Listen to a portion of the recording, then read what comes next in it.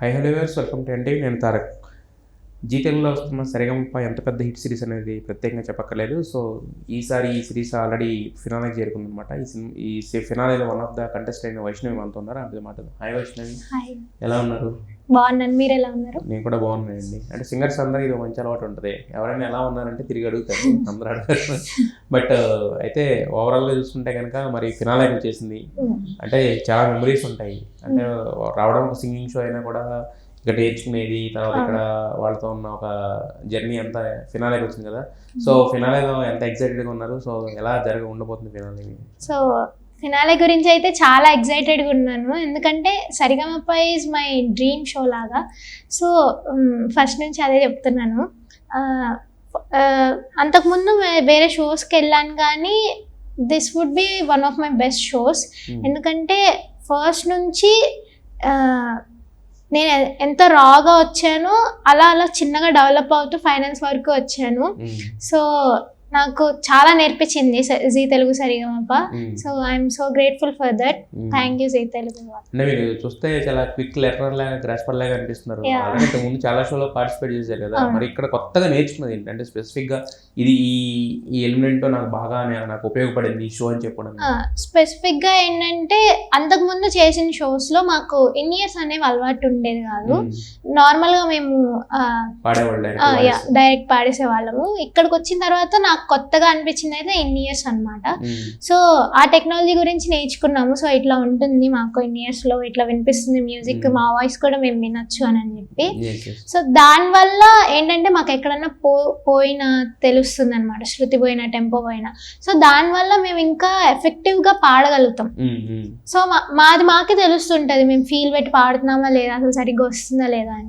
So దానివల్ల మేము ఇంకా ఇంప్రూవ్ చేసుకోగలుగుతున్నాం, ఇంకా బాగా పాడగలుగుతున్నాము. సో ఇదైతే బాగా నేర్చుకున్నా నేను సరిగమపలో. ఓకే, మరి మా కోసం మీకు బాగా అనిపించిన, మీకు విన్నప్పుడు మీకే బాగా అనిపించిన ఒక పాట పాడండి మా కోసం. తలచి తలచి చూస్తే తరలి దరికి వస్తా, నీకై నేను బ్రతికి ఉంటిని, ఓ నీలో నన్ను చూసుకుంటిని. తెరచి చూసి చదువు వేళ కాలిపోయి లేఖ రాసా, నీకై నేను బ్రతికి ఉంటిని, ఓ నీలో నన్ను చూసుకుంటిని. ఈ పాటకి ఖచ్చితంగా ఎప్రిసియేషన్స్ తప్ప ఇంకేమీ రావు. బట్ ఎప్రిసియేషన్స్ కాకుండా ఈ పాట కొంచెం నేర్చుకోని చెప్పి జడ్జెస్ దగ్గర నుంచి వచ్చిన పాట ఏంటి, దాని తర్వాత మీరు ఎలా ఇంప్రూవ్ అయ్యారు? ఈ పాట కొంచెం నేర్చుకో అని వచ్చిన పాట అయితే డెడికేషన్ రౌండ్లో ఆనతినియరా అనే పాట. అది యాక్చువల్లీ నాకు చాలా బాగా ఇష్టమైన పాట చిన్నప్పటి నుంచి.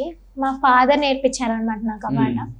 బట్ ఎందుకో కొంచెం ఆ సర్కమ్స్టాన్సెస్లో సరిగ్గా రాలేదు ఆ సాంగ్.